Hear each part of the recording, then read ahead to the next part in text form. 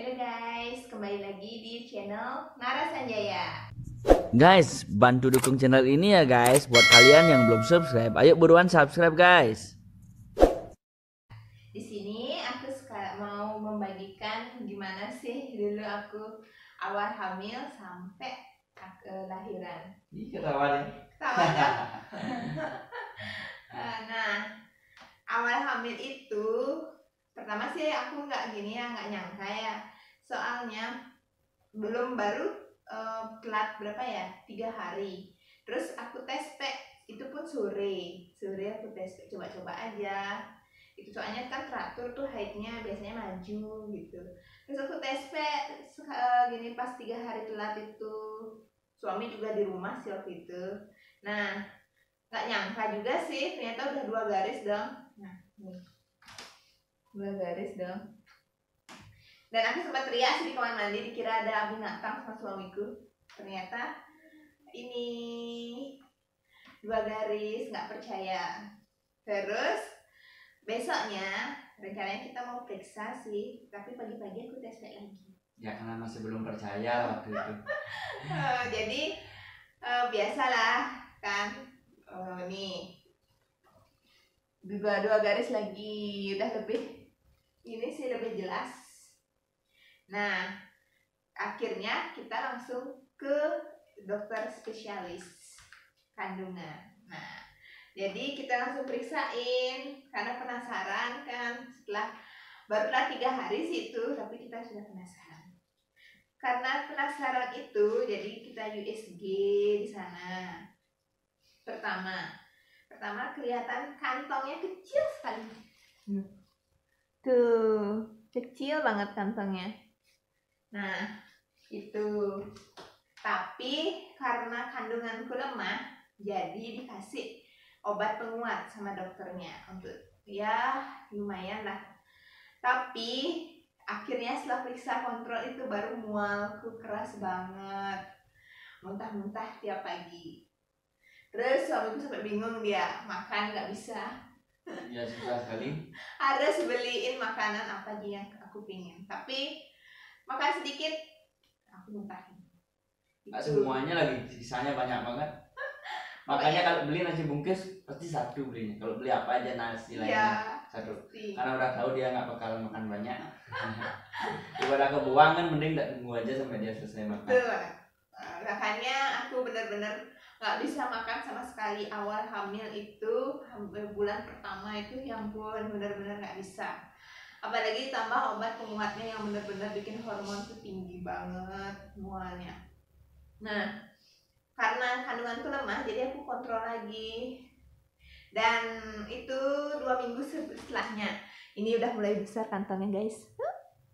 Tuh, belum ada janinnya. Tuh, kantongnya lebih besar, dan berharap bulan depannya sudah ada kecil janin kecilnya. Tuh. Terus akhirnya setelah 2 minggu kemudian aku disuruh kontrol lagi, dan ini dia, sudah ada si kecil nih, masih kecil banget ya. Terus setelah itu bulan depannya, enggak sih sebulan depan, 2 minggu kemudian kontrol lagi. Ini berharap janinnya tambah gede, dan iya, udah tambah besar ya, walaupun belum kelihatan sih si kecil. Nah, setelah itu baru disuruh kontrol per bulan. Itu pun suami kayaknya waktu itu kerja, dan dia tuh belum pernah lihat secara langsung detak jantung itu. Betul banget, detak jantung. jantung. Pernah dengar waktu itu. Gini mantu waktu itu dia lagi kerja soalnya, dan nggak bisa ngatur waktu soalnya susah. Nah, ini pertama kali aku melihat si kecil. Tuh, udah mulai kelihatan dia. Nah, di sini aku sendiri sih kontrol waktu itu, dan suami penasaran banget sama si kecil. Yalah, maunya lagi tak USG maunya malam itu. Saking gini ya, pengen USG lagi dong. Nah, pas itu masih sih waktu itu aku mual tuh, masih mualnya banyak banget masih. Terus akhirnya setelah beberapa bulan akhirnya si kecil udah mulai gede dan ini nggak kelihatan jadinya. Nih, ini udah mulai aku nggak mual, udah trimester kedua ini mulai. Aku sudah nggak mual lagi. Ya mualnya sedikit sih, jarang banget. Dan bisa makan, mulai bisa makan. Dan akhirnya aku lapar terus malam hari. Dan sampai sering gojek sih. Gara-gara jam 12 jam 1 malam tuh harus ngidamnya tuh jamnya luar biasa. Jam 1 malam itu wah bener-bener lapar. Entah kenapa lapar banget ya. Itu abis itu trimester kedua itu banyak sih maksudnya yang banyak pengalaman suka dukanya ya. Itu dan pernah juga waktu trimester kedua itu gara-gara aku salah makan sampai opname dong. Benar.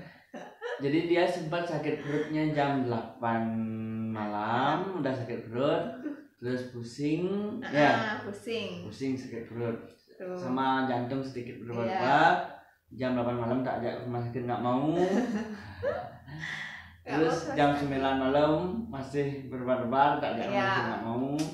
Jam 10 malam akhirnya mau tidur, dia nggak bisa tidur. Terus akhirnya nangis. Terus akhirnya BAB-nya cair juga waktu itu. Iya, udah berkali-kali itu BAB. Jam 11 tak ajak ke rumah sakit juga nggak mau. Akhirnya saya tidur, tinggal tidur aja.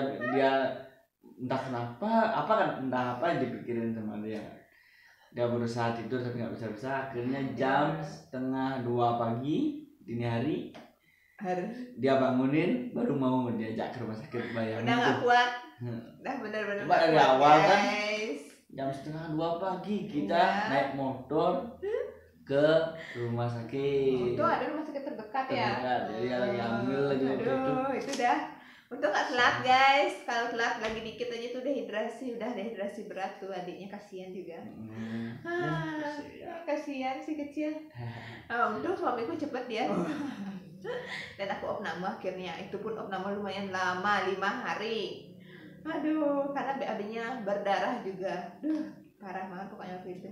Pengalamannya, ya. Tapi dia aktif banget. Aku bersyukur banget dia waktu aku di hari itu aktif sekali. Nah, selanjutnya itu akhirnya udah masuk trimester ketiga, aku seneng banget karena udah nggak ada gejala mual dan kerjaannya makan aja kan. Apapun aku makan. Itu paling seneng. Dan kandungannya sih udah kuat banget waktu trimester ketiga. Jadi itu trimester ketiga aku mulai ngerasain gerakannya juga. Ini suamiku juga. Misalnya waktu trimester kedua tuh dia nggak mau kalau sama suamiku dipegang, terhilang pasti gerakannya. Jail dia. Jail. Bapaknya nggak mau dia sama gini dilihatin sama bapaknya, nggak mau bapaknya. Terus trimester ketiga baru dia mau. Biasa itu udah bercanda biasa. Ada kok video-videonya, bisa dicek ya, video-video yang lain. Nanti ada tuh video-video yang gerakan janin tuh di sana. Terus dia pokoknya lucu banget, sering banget dia nendang di jam-jam tertentu. Pasti itu. Dan sekarang dia bangun juga jam-jam segitu. Ya nggak usah kaget. Jam 2, jam 4. Itu paling dia sering bangun. Sekarang tidurnya. Terus jadi waktu aku juga waktu trimester ketiga itu udah sempet sih waktu itu waktu umur berapa ya, 7 bulan tuh aku jalan-jalan dan itu aku nggak pakai sendal, niatnya sih biar sehat gitu kan. Ya ternyata dia ada turun dong jadinya, tapi kepalanya masih di atas, jadi pantatnya dia turun. Terus dokternya nggak ngasih dia, nggak ngasih aku belum waktunya jalan-jalan digituin dong. Terus di umur 8 bulan tuh baru dikasih jalan-jalan sama dokternya.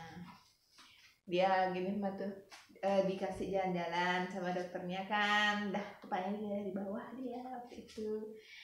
Akhirnya udah mau normal sih. Itu ternyata dia nggak kebalik-kebalik. Tidurnya menyamping. Sama kayak sekarang, dia tidurnya selalu menyamping, kanan ke kiri. Itu paling seneng. Nah, pas gini waktu terakhir itu waktu aku di trimester ketiga itu pengalamannya ya pokoknya paling menyenangkan sih, walaupun berat dan sering malamnya itu kebangun gara-gara kencing tiap 2 jam ataupun 1 jam sekali pasti aku kencing, bener itu susah, dan tidur pun susah banget. Aduh, miring kanan kiri itu berat rasanya. Itu waktu trimester ketiga. Dan waktu itu aku liatin di USG-nya dia. Nah itu, tapi ini nggak begitu kelihatan sih bayinya, cuman kelihatan perut sama kepalanya aja. Nah di trimester ketiga itu kita kaget karena beratnya dia itu besar banget. Benar.